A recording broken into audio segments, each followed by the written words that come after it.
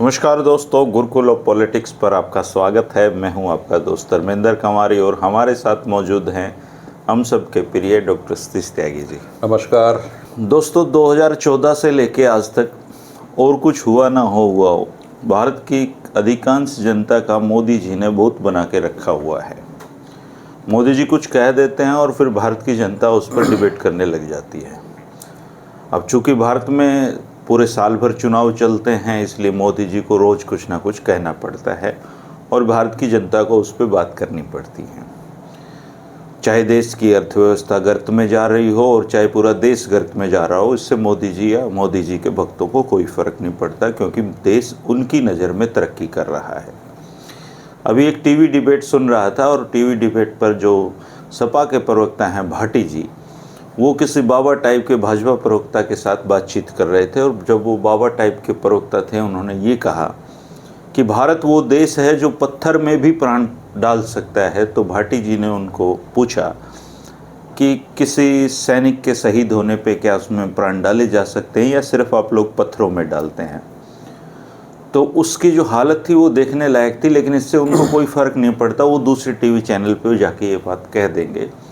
और हो यही रहा है कि आस्था पर अंधविश्वास भारी पड़ गया है। देश के लोग साइंटिफिक टेम्परामेंट की जगह कुछ और सोचने लगे हैं और इसमें भारत के प्रधानमंत्री नरेंद्र मोदी जी का पूरा योगदान है। मोबाइल हम सबके हाथों में है, मोबाइल हम सबके ज़िंदगी का हिस्सा है, लेकिन इसका मतलब ये नहीं है कि मोबाइल हम सब के रोज़गार का जरिया बन जाएगा या हम सब के रील्स इस पे बनेंगी और हम रील्स के व्यूज़ पे दुनिया को चला लेंगे। दुनिया की किसी भी इकोनॉमी को उठा के देख लीजिए दोस्तों, चाहे वो चीन हो, चाहे अमेरिका हो, चाहे ऑस्ट्रेलिया हो, चाहे कनाडा हो, चाहे सऊदी अरब हो, कहीं भी मोबाइल आधारित इकोनॉमी नहीं है, रील्स आधार इकोनॉमी नहीं है। मोबाइल हमारे जीवन का एक अभिन्न हिस्सा है, लेकिन प्रधानमंत्री जैसे पद पर बैठे व्यक्ति का ये कहना कि हमने डाटा सस्ता कर दिया, युवा ज़्यादा मात्रा में रील्स बनाने लगे हैं और रील्स के बनाकर अच्छी कमाई कर रहे हैं, ये बिहार के उन करोड़ों लोगों का भी अपमान है जो बाहर जाकर मेहनत मजदूरी करके अपना पेट पालते हैं। बिहार में नीतीश बाबू और एनडीए की सरकार है और आप जानते हैं वहाँ विकास कितना हो चुका है और इस बात में कोई शक नहीं है कि वहाँ फिर क्या पता ये लोग जीत जाएं, क्योंकि जहाँ पे शिक्षा कम होती है, जहाँ पे लोगों का विवेक मर जाता है, वहाँ पे बार बार ऐसी सरकारें दोहराई जाती हैं। लेकिन दोस्तों, अगर आप रील्स के चक्कर में रहेंगे तो हमारी रियल लाइफ ख़राब हो जाएगी। ये बात हमें भी समझने की ज़रूरत है और हम सबको बताने की भी ज़रूरत है। और उन्होंने कहा कि बिहार में जब मोबाइल की रोशनी है तो लालटेन की ज़रूरत क्या है, लेकिन हमें लगता है कि जिस तरीके से देश को मोदी जी आगे लेकर जाना चाहते हैं, वहाँ सबसे ज़्यादा ज़रूरत ही लालटेन की पड़ने वाली है, क्योंकि बाकी कुछ तो ये बचेगा भी नहीं। आप इस बारे में ज़रूर अपने विचार बताना और इसी बारे में बात करते हैं कि बेस्ट सॉल्यूशन क्या हो सकता है, कैसे हमारा देश आगे बढ़ सकता है, कैसे हम साइंटिफिक सोच को आगे बढ़ा सकते हैं, कैसे हम अंधविश्वास की दुनिया से बाहर निकल सकते हैं, कैसे नेताओं को जवाबदेह बना सकते हैं, कैसे नेता इस देश की असली समस्याओं पर ध्यान देकर इस देश को आगे बढ़ा सकते हैं, क्योंकि चुनाव और जुमले इस देश की समस्याओं का समाधान नहीं है। दोस्तों, आप अपने विचार जरूर रखना। त्यागी जी तो रील्स बनाएं कल से कई सारे बना देते। कई सारे विषय आपने जोड़ रखे हैं, बाबाओं से लेके अंधविश्वास और ये तमाम चीज़ें, सब एक सी बात को फर्क नहीं पड़ता। मैं मोदी जी के जो उनका कॉन्फिडेंस है, सेल्फ कॉन्फिडेंस, उसका मैं कोई पैरेलल इस दुनिया में नहीं मानता। मुकाबला नहीं है, मुकाबला ही नहीं है, पियरलेस है। उन्हें कोई फर्क नहीं पड़ता कि बीती रात्रि वो आपकी हार हुई है और सारा देश उस हार की चिंता कर रहा है और आपको फ्लॉप बता रहा है, लेकिन वो अगली सुबह जैसे ही नए वस्त्र धारण करते हैं, उनके अंदर कोई एक ऐसी आत्मा प्रवेश कर जाती है जो आत्मविश्वास से भरी होती है, पूरी लबालब। वो उन्हें सिर्फ कहना है, उन्हें वो इस बात की चिंता नहीं करते कि लोग उसके बाद क्या रिएक्शन दे रहे, ये उनका विषय है ही नहीं। अब चूंकि बिहार के चुनाव है तो सबसे महत्वपूर्ण उनके लिए है बिहार, चूँकि बिहार चुनाव के परिणाम अगर उनकी पार्टी के अनुरूप नहीं आए तो ये उनके नेतृत्व को चुनौती पार्टी के अंदर भी मिलेगी और बाहर भी उनकी हवा खराब हो जाएगी। भरपूर ताकत इसीलिए लगा रखी है कि बिहार किसी तरह जीता जाए, और वहाँ कई मोर्चों पे वो विफल नज़र आ रहे हैं, वो भी और उनके जो शाह हैं वो भी चाणक्य। तो इस समय अजीब सी स्थिति है, उनकी जीतना भी चाह रहे हैं और उनको खुद ये पता है कि जीतना आसान भी नहीं है। जो हथकंडे अपना के भाजपा जो आरोप लगते हैं उन पर तरह तरह के, वो सब एक्सपोज हो चुके हैं, अब नए तरीके मिल नहीं रहे। भाषण जो उन्होंने दिया है उस जिसमें लोगों से कहा कि आपके पास मोबाइल है, लाइट जलाइए दिन में, और फिर कहते हैं अगर ये है तो फिर लालटेन की क्या जरूरत है। वो कहते ये भूल जाते हैं कि लालटेन भी एक दौर में ऐसी ही वैज्ञानिक आविष्कार था जैसा मोबाइल है। लालटेन आउटडेटेड हो गया है ना भाई। एक ज़माने में वो डिबिया सी जलाते थे, उसमें कैरोसिन ऑयल डाल के, उसका बड़ा आकार हुआ लालटेन आ गई। अब कोई इनसे ये पूछे कि आपने जिन चुनाव चिन्ह जो तेजस्वी का है उसके मजाक उड़ाया, तो यही मजाक अगर इनसे कहा जाए कि कमल की क्या जरूरत है, तो ये मेरे एक प्रधानमंत्री के स्तर पे ये चीज़ें शोभा नहीं देती। आप बड़ी बात कीजिए। अब ये बताइए कि 14 साल में आप देश को कहाँ से कहाँ लेके गए? नहीं, वो कह रहे हैं कि जंगल राज को 100 साल हिंदुस्तान याद रखेगा। जंगल राज, लालू यादव का जंगल राज है। तो मैं ये कहता हूँ कि 100 साल तक लोग याद रखेंगे। आप पिछले 20 साल में भी उसको नहीं भुलवा पाए उनसे। क्या याद रखेंगे लोग जंगल राज को? लोग तो 2002 के गुजरात के दंगे भी याद रखेंगे, वो तो अभी ताज़ा हुए हैं, और 100 साल नहीं सदियों तक याद रखे जाएंगे। आप इतनी बेफिजूल की और ऐसी बातें करते हैं वहाँ प्रधानमंत्री के स्तर पे कि सुन के हंसी आती। बिहारी जब गए थे तो पहले ये वादा करके आए थे किसी क्षेत्र में कि यहाँ शुगर मिल लगेगा और अगली बार मैं आऊँगा तो इसी शुगर मिल की चीनी की मैं चाय पीऊँगा। कहीं नहीं हो, पी लीजिए। हाँ पी ली। मतलब सिर्फ जुमले देसी जुमला बढ़ा दिया। शर्म की बात यह है, शर्म मतलब हमें शर्म आती है कि वो उनके गृह मंत्री शाह कह रहे हैं कि हम जुमले फेंकते हैं, फिर भी लोग कहते हैं कि फेंके जाओ साहब, क्या फर्क पड़ता है। अब बिहार के मेरे नौजवानों को रील्स से इतनी आमदनी हो जाती है, तो पहले तो हम अपने दर्शकों को बता दें कि भाई आप जिस चैनल को देखते हैं उसके लाखों सब्सक्राइबर हैं हमारे, और 2 चैनल चल रहे हैं, और इससे कोई ऐसी आमदनी नहीं होती जिससे आप दुनिया को पलटता। ये तो हमारा है। लोगों को लगता है पता नहीं क्या आ रहा होता, ऐसा कुछ नहीं है। सिर्फ आपका पैशन है, अगर शौक है लोगों से संवाद करना, तो आपको अच्छा लगता है, तब बैठे हैं यहाँ तो पे। उसी नाते है। अगर इससे कोई आमदनी की बात हो रही तो वो नहीं है। अब मतलब दाल रोटी आप खा सकते हो, इससे ज्यादा नहीं।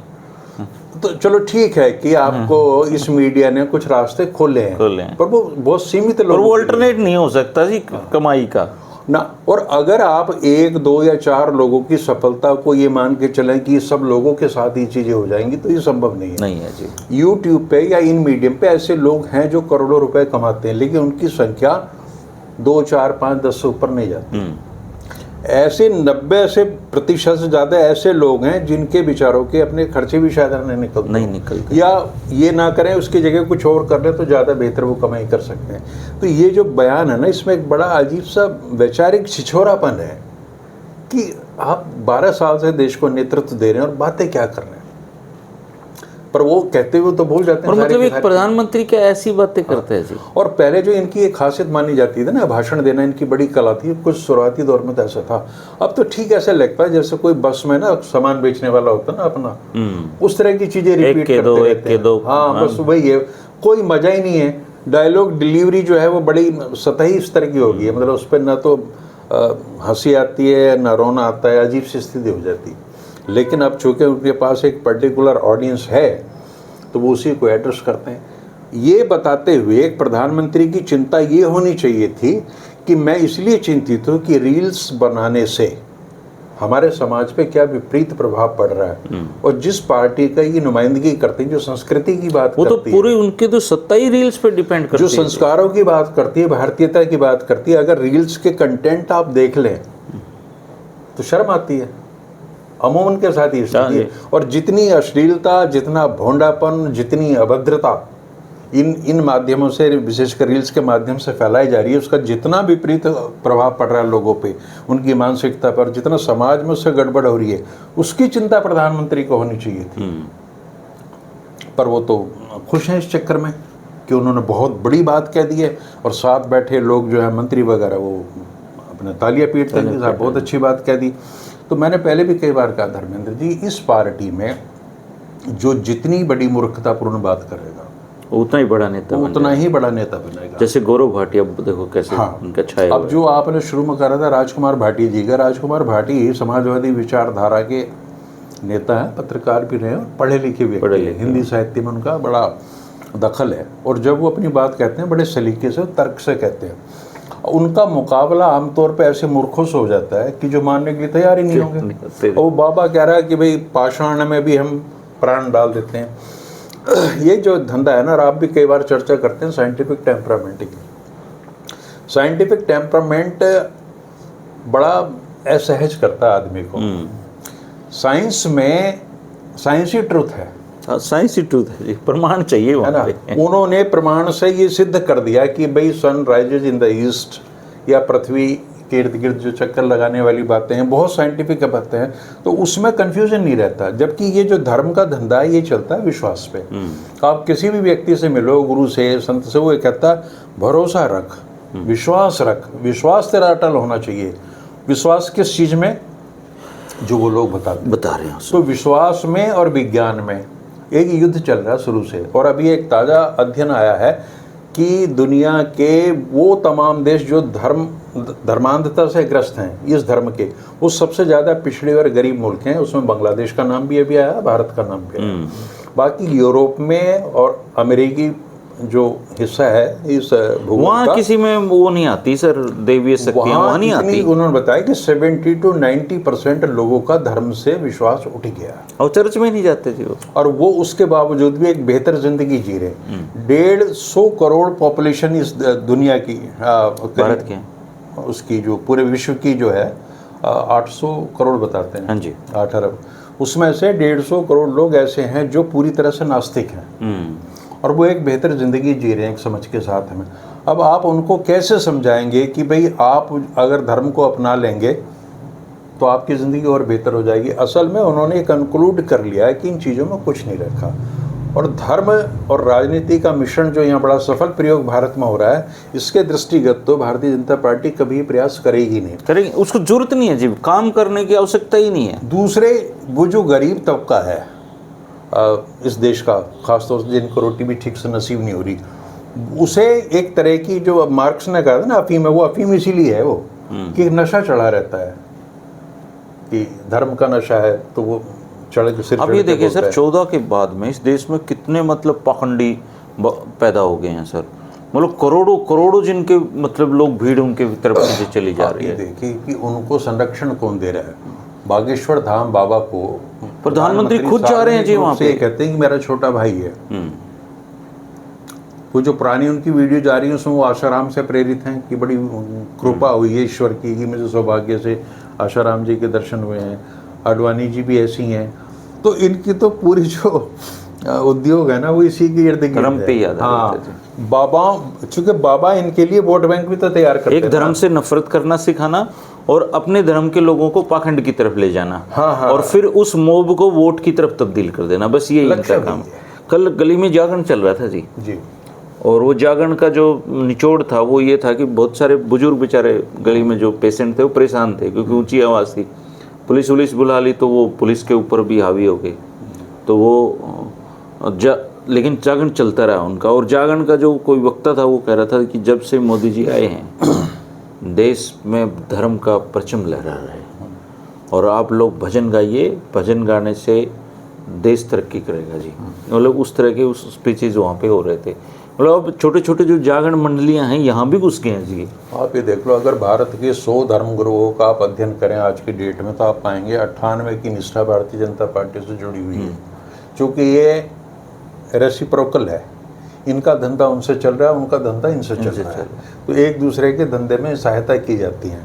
इन्हें कोई लेना देना नहीं है समाज पर इनका क्या प्रभाव पड़ेगा, अनसाइंटिफिक चीज़ें बोल के ही इनकी दुकानें चल रही हैं और पूरी दुनिया में ये ट्रेंड हो गया। आप ये देखिए कि मैं तो हैरत मानता हूँ, कह रहे एक कोई पॉडकास्ट पे कोई बंदा कह रहा था कि ट्रंप के संबंध एलियंस से हैं। अच्छा जी। और वो इसको बचा रहे हैं क्योंकि इनके कंधों पे जिम्मेवारी है कि इन्होंने विश्व को बचाना है। और जो ट्रंप की वाइफ हैं वो भी कांटेक्ट में है एलियंस के। मतलब इतने डेवलप्ड सोसाइटी में इतना मूर्खतापूर्ण विचार प्रवाहित किया जा रहा है, फिर हमें क्या दुख है? फिर हमें क्या दुख है? तो ये विश्वास लोगों में भरना है कि जो कुछ हो रहा है परमात्मा की इच्छा से हो रहा है, इसमें किसी बायोलॉजिकल या नॉन बायोलॉजिकल का इंटरवेंशन है नहीं। लेकिन दुनिया में दो लोग ऐसे अवतरित हुए हैं, अचानक उनके अंदर वो आत्माएं प्रकट हुई हैं, शक्ति प्रकट हुई है जो अब दुनिया को बचाने के लिए है। तो नरेंद्र मोदी जी एशिया और जो आसपास के एरिया, इसकी जिम्मेवारी तो इन पे है और कुछ उनके पास है ट्रंप के। तो दोनों महान विभूति जो हैं ये दुनिया की, विश्व की रक्षा के लिए आई हैं। वहाँ एलियंस वाली बात हो रही है और यहाँ पे आपके जो बाबा खुद ही एलियन बात करते। एक इतनी मजेदार एक चीज थी कि किसी बाबा के पास में कोई रोड सी थी, तो उसमें वो पूछता है, प्रश्न पूछेगा पॉडकास्टर कि जी फिर इस बार बिहार में किसकी सरकार बनेगी। हाँ, एक रोड सी थी जी, डंडी सी थी वो। उसका नाम पता नहीं स्वामी ऊर्जा देव है, पता नहीं क्या ऊर्जा एनर्जी से बताता है। तो उसने कहा बिहार में, तो वो इधर मुड़ गई। तो उसने कहा जी बिहार में तो मोदी जी की सरकार नहीं बनेगी और कोई और ही व्यक्ति बनेगा। और अगर ये तुक्का लग गया ना जी, उसकी दुकान चल जाएगी। और वो इसे उस छड़ी को इधर उधर प्रश्न के हिसाब से छड़ी घूमती थी। व्याख्या वो ऊर्जा शास्त्री कर रहे थे। पता नहीं कहाँ से ज्ञान, हमने तो कभी पढ़ा नहीं कि ऐसी कौन सी चीजें हैं। और इसके ये रील्स के भी मैं बता रहा हूँ, रील्स में भी यही सारी चीजें मिलेंगी आपको। तो अंधविश्वास, धर्मांधता, पागलपन, मूर्खता, अश्लीलता, भोंडापन, जितनी भी समाज को और आने वाली पीढ़ियों को नष्ट करने वाली चीजें हैं, वो सब इस रील्स के माध्यम से आ रही हैं और व्हाट्सएप के माध्यम से आ रही हैं, जिनको हमारे प्रधानमंत्री प्रमोट कर रहे हैं। प्रधानमंत्री को ये कहना चाहिए रील्स नहीं, किताबें पढ़ो। पढ़ने की बात ही नहीं करते।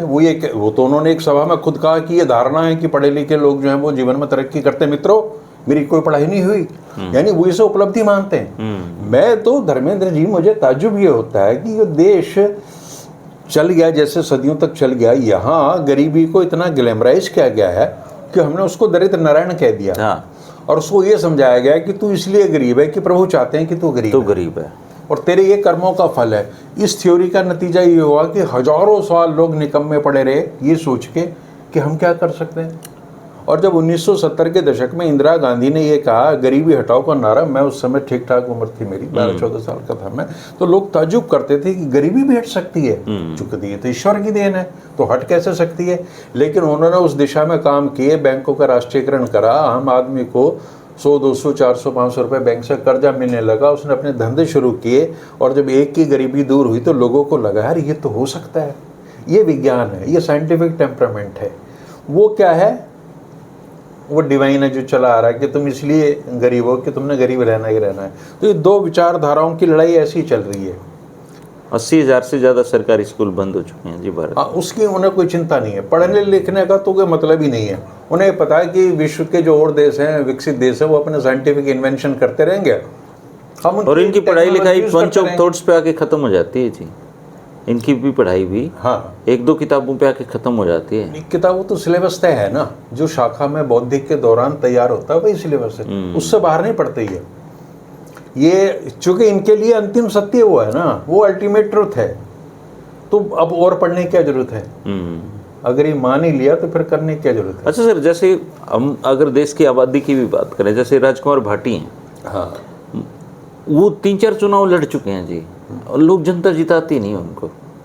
देखिए उनकी बात अच्छी लगती हैं, बहुत बढ़िया इंसान है वो, बहुत पढ़े लिखे इंसान है, कबीर पे बहुत अच्छा रिसर्च है जी उनका, और उनको जनता नहीं, अच्छे लोगों को जनता नहीं चुनती जी। ऐसा कि जनता जो है ना वो ये सोचती है कि ये जो 10-20 लोग खड़े हैं इनमें से 2-3 कौन से हैं जिनकी जीतने की संभावना है, उस संभावना को वोट करते हैं। ये पता उन्हें भी होता है, वो मानते भी हैं कि अच्छा आदमी है, शरीफ आदमी है, पढ़ा लिखा है, लेकिन ये जीतेगा नहीं। वो काटजू जी वाली बात है। मार्कंडे काट, वो क्या नाम है उनका। तो जब तक ये धारणा बनी रहेगी, दूसरे उनके प्रयोग ये कहते हैं, भारत की राजनीति में अभी तक ऐसे प्रयोग होते रहे कि जो लोग बड़े वादे करके आए, ईमानदारी के और देश को आगे ले जाने के, वो सब फ्लॉप साबित हुए। तो आम आदमी का भरोसा जो है इस तंत्र में से टूट गया। उसको ये लगता है कि सब लफाज है। जो पढ़े लिखे लोग आए हैं उन्होंने भी निराश ही किया। अब मैंने आपको बताया था कि मैं आईपीएस की लिस्ट देख रहा था हरियाणा की, उसमें से 118 में से 58 लोग जो हैं वो इंजीनियर्स हैं। लेकिन क्या आपको वो ज्ञान कभी पुलिस के तंत्र में, प्रणाली में नज़र आता है कहीं? नहीं आता जी, वो फिर उसी डर्रे में लौट जाते हैं ना। तो उसको ये लगता है कि मैं पुलिस में आ गया हूँ और मेरे जो पीयर ग्रुप के लोग थे जो निजी क्षेत्र में हैं वो लाखों रुपए कमा रहे हैं और मैं ये कमा रहा हूँ, तो बस वो भी शुरू हो जाता है। तो बुनियादी समस्या जो है ना वो मानसिकता की है। जब तक उसे, और कई बार क्या धर्म उपदेशक तो इस तरह की बात कहते नहीं, लेकिन प्रधानमंत्री इतना सक्षम भारत को अब मिला है कि उसके कहने से लोग तालिए थालिए और ये सब कर देते हैं। तो उसको अपनी इस जो आज्ञाकारी समाज बनाया उसका प्रयोग अगर वो समाज हित में करे और बड़ी कुछ इनको बताएं इस तरह की चीज़ें। अच्छा सर, जैसे देश में माहौल बन गया है, हम जिस फ्लो की तरफ बढ़ चले हैं, मुझे नहीं लगता कि अभी हम रुकने वाले हैं। मतलब ये चीज़ें तो और बढ़ती जाएंगी। ऐसे में भारत का भविष्य क्या है?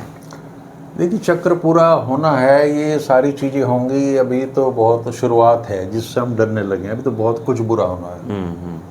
अभी तो चक्कर ये, बुरे को बुरा कहने वाले बहुत लोग हैं। हाँ, आगे तो ये बुरा भी नहीं कहने देंगे। मेजॉरिटी जो है वो अभी बची हुई है इन चीज़ों से। तो भारत का साबका तो पहली बार पड़ा इन चीज़ों से, लेकिन धीरे धीरे ये चीज़ें स्थायी हो जाएंगी और कभी 50-100 साल में, एक सदी बाद कोई परिवर्तन होगा तो होगा। अन्यथा देखिए, परिवर्तन तो वही कामयाब होगा ना जिसके लिए अब आप प्रयास कर रहे हैं। अब इस समाज के जो लोग हैं, सोचने समझने वाले या करता धरता, क्या वो इस दिशा में कोई कार्य कर रहे हैं कि परिवर्तन आ जाए? जब आप कर ही नहीं रहे, आपकी नियति कुछ करने की नहीं है, तो परिवर्तन अपने आप तो आने से रहा आएगा नहीं जी। ठीक बात है। तो यही है कि वैज्ञानिक सोच अगर आपने पैदा करनी है तो उसके लिए एक माहौल बनाना पड़ेगा। और अब मान लिया आपकी जो प्राइमरी की एजुकेशन है, सेकेंडरी एजुकेशन है, जब आप साइंस पढ़ रहे होते हैं तो वहाँ तो फोकस है साइंटिफिक टेम्परामेंट के लिए। जब वही बच्चा घर में आता है तो उसके विपरीत आचरण मिलेगा। समाज में जाएगा, वो देखेगा कि सफल लोग वो हैं जिनकी साइंटिफिक सोच नहीं है, तो धीरे धीरे उसको अपने हो जाएगा, लग जाएगा, कंफ्यूज हो जाएगा। और ये हुआ है। जो विक्टोरियन फेथ क्राइसिस था इंग्लैंड का, वो यही था कि जब बाइबल के जो सवाल थे, बाइबल की मान्यताओं पर प्रश्न उठाया विज्ञान ने, तो वहाँ भी बड़ी हलचल मच गई। तो बाइबल तो कहती है 7 दिन में दुनिया बन गई। उन्हीं का एक भाई डार्विन कहता है कि नहीं, ऐसा नहीं है। तो वहाँ भी कन्फ्यूजन हुआ बहुत ज़्यादा। पर धीरे धीरे उन्होंने अपने आप को स्वीकार कर लिया कि भाई ठीक है, ये चीज़ है, ये आपका पर्सनल फेथ का मामला है, इसको रखो, कोई तकलीफ दे नहीं रहा, अनलेस और अनटिल ये कोई समस्या क्रिएट ना कर दे। अब आप देखिए ना, 2014 के बाद तो अब अमेरिका की anti Hindu sentiment, Hindu phobia जैसे शब्द आ गए कि वहाँ इन्होंने जो कोहराम मचाया दिवाली पे इस बार न्यूयॉर्क वगैरह में। अच्छा, इतनी गंदगी वहाँ पैदा की है कि लोग इनकी जो नफरत थी वो और ज़्यादा होने लगी। मतलब ये अपने लिए वहाँ भी दरवाजे बंद करना चाहते हैं? वो तो होंगे। अच्छा जी। इनको वो जो इंसिडेंट है हिंदुओं पे उत्पीड़न की या जो उनके साथ बदतमीजियाँ हो रही हैं वो बढ़ रही हैं लगातार। लोग पसंद नहीं करते इनको। नहीं, चूँकि इनकी हरकतों की वजह से। भाई आप देखिए ना, वहाँ हर तरह के लोग हैं और आप वहाँ पे केवल अपनी विचारधारा को लेकर शोर मचाना शुरू कर दें। पटाखे बजाओ, उनको अच्छे नहीं लगेंगे जी। पे फ्रीडम है कि आप अपना वर्शिप का कोई प्लेस बनाइए और वहाँ पे पूजा कीजिए, लेकिन आप उस पर लगा के सारी रात नाचना शुरू कर दें या पटाखे फोड़ते रहें इस तरीके से, तो आपको जहाँ पे आप रह रहे हैं तो उसकी कल्चर तो माननी पड़ेगी ना, डिसिप्लिन मानना पड़ेगा। लेकिन यहाँ 2014 के बाद उन NRI जो हमारे, उनको ये भरोसा हो गया कि अब हम विश्व गुरु हैं ही। अच्छा, बन चुके हैं, शक्ति नहीं है उनको। बैठे अमेरिका में बैठ के लग रहा है हम बन चुके हैं विश्व गुरु। तो इनके खिलाफ जो वाइट सुप्रीमेसी से जुड़े हुए लोग थे वो अभी बहुत वायलेंट हो चुके हैं और ये बहुत बड़ा खतरा है। वो इनको निकालेंगे, रोज इस तरह की घटनाएं आ रही हैं, निकाला जा रहा है वहाँ से।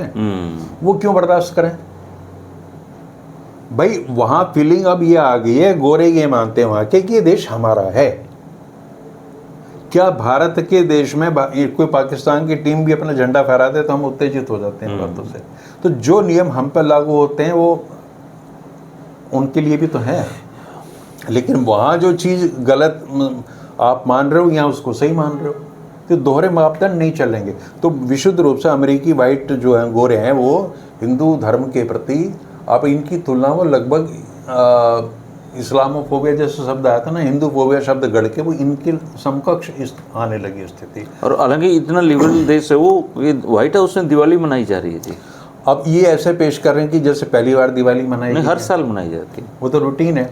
जितने भी धर्म हैं हाँ। और अगर उनके धर्मों को मानने वाले लोग वहाँ काम कर रहे हैं तो वो हर धर्म का फेस्टिवल मनाते हैं जी। हाँ, बट ये तो- मतलब रूटीन प्रोसेस है। ये बताना चाह रहे हैं कि पहले नहीं होता था। जैसे आपने देखा होगा ना, पश्चिमी सभ्यता में ये एक नियम है कि जब दो राष्ट्राध्यक्ष साइन करते हैं तो एक खड़ा हो जाता है और उसकी कुर्सी को आगे पीछे करता है। इन्होंने ये दिखाया कि देखिए भारत को पहली बार ये शक्ति अर्जित हुई है नरेंद्र मोदी जी के नेतृत्व में।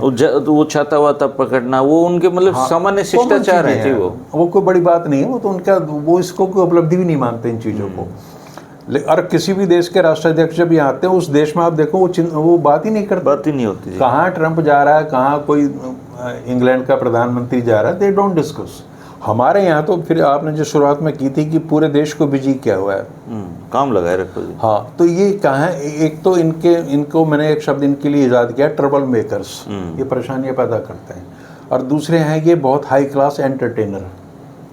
जब इनको लगता ना कि जो परेशानियां मैंने दी उससे लोग थोड़े परेशान हो रहे हैं तो ये चुटकुलेबाजी करने लगते हैं, एंटरटेन करने लगते हैं। अब वहाँ बोले कि जब लालटेन की क्या जरूरत है, कुछ देर बाद प्रोग्राम हो, अंधेरा हो गया तो लाइट चली गई। और जो गिरिराज सिंह है इनके मंत्री, वो चिल्ला रहे लाइट वाला कहीं आवाज़ सुन रहा हो तो आए भाई, तो अब जरूरत तो लालटेन की उसी समय पड़ गई।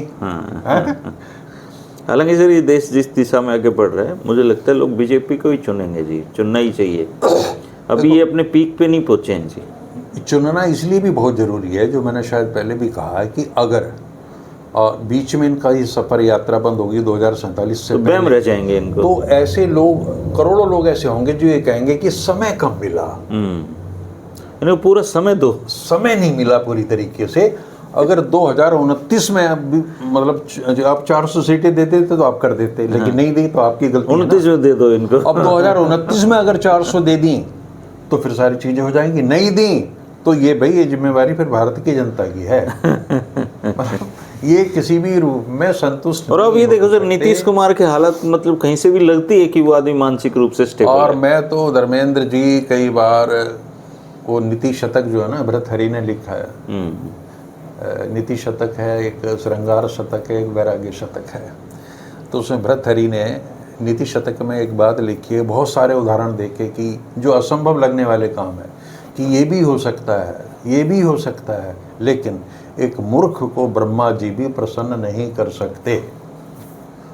तो अपनी ऊर्जा इस चीज में नष्ट नहीं करनी चाहिए। और मूर्ख का मतलब है दुराग्रही, जिसे ये लग गया कि जो मुझे पता है वही अंतिम सत्य है और ज्ञान इसके इतर है नहीं। अगर उसने ये सोच लिया है कि सूरज पश्चिम से निकलता है तो निकलता है, उसे आप बताओ इसमें ब्रह्मा जी क्या करेंगे, क्या समझा देंगे? ना जी, कौन नहीं समझा सकता जी। तो ये पूरा मूर्खों का टोला है, ऐसी चले गए हैं। जितनी मूर्खतापूर्ण बातें होंगी इनके, जितने प्रवक्ता बैठते हैं आप उनका स्तर देख लीजिए, जिस तरह की बात करते हैं कि हजारों साल पहले ये होता था, हजारों साल पहले ये होता था, पत्थरों में भी प्राण फूंक देते हैं जी। पत्थरों में प्राण फूंक सकते हैं। बोले कोई शहीद हो जाए सैनिक, बोले उसमें भी फूंक देते हो या पत्थरों में भी फूंकते हो? ना, उसमें नहीं करेंगे। तो ये अत्याचार को, दमन को, शोषण को स्थायी बनाए रखने की एक षड्यंत्र है, जिससे आप खतरा लेके, मैं कह रहा हूँ, धर्म का नाम दे सकते हैं। वैसे दोस्तों मैं तो यही कहूँगा आप लोगों को कि रील्स तो बना लेना, जो भी बनाओ, पर किताबें पढ़ो और पढ़ाओ। जिस देश ने भी किताबें पढ़ी हैं उस देश ने तरक्की की है, उस मुल्क ने तरक्की की है। तो मोदी जी के चक्कर में जो बर्बाद हो रहे हैं वो तो हो रहे हैं, कोई बात नहीं, उनको होने दो रील्स वालों को। लेकिन गुरुकुल ऑफ पॉलिटिक्स के जागरूक दर्शक कम से कम कोशिश करिए कि महीने में एक किताब आप ज़रूर पढ़िए। और बहुत अच्छी किताबें हैं, आप चाहें तो हम आपको नाम भी सजेस्ट कर सकते हैं हर महीने। और अभी एक किताब पढ़ रहा हूँ सर, बहुत ही अद्भुत किताब है, आदित्य मुखर्जी की, नेहरू पे लिखी है उन्होंने, और बहुत ही शानदार किताब है। ऐसे एक पीछे गांधी जी की किताब पढ़ी थी, गांधी जी पर, गांधी एक असीम संभावनाएं, सुधीर चंद्र की, बहुत ही अद्भुत किताब थी। तो किताबें बहुत अच्छी आ रही हैं, ऐसा नहीं है कि आ रही, लेकिन उनको उन अच्छी किताबों को पढ़ते कम है लोग। वो रुचि खत्म होती जा रही है। और फिर अगर ओरिएंटेशन ही ना हो, रुझान ही ना हो पढ़ने लिखने का, तो आप कैसे पैदा करोगे। एक दौर था यहाँ पुस्तकालय आंदोलन चले, लाइब्रेरीज बनी जगह जगह पे, और किताबें सरकार भी उपलब्ध कराती थी, गरीब बच्चों को तो कराती थी, उसके अलावा भी कॉलेज की लाइब्रेरी में, स्कूल की लाइब्रेरी में किताबें आती मोबाइल सब खा गया जी। लेकिन अब तो केवल ये जो ज्ञान है जो व्हाट्सएप से मिल रहा है, ये अंतिम ज्ञान है, इसके बाद किसी की जरूरत है नहीं। जरूरत है नहीं। खैर दोस्तों, आप पढ़िए, ज़रूर पढ़ाइए, बच्चों को पढ़ाइए। दूसरे अच्छे मुल्क किताबें पढ़ते हैं, और जो नहीं पढ़ते वो मोदी जी के भक्त तो हैं ही, और उन सबको शुभकामनाएं हैं हमारी। बिहार में भी शुभकामनाएं हैं, देश में भी शुभकामनाएं हैं। आप बढ़ते रहिए, रील्स बनाते रहिए और तरक्की करते रहिए। शुक्रिया, नमस्कार। नमस्कार।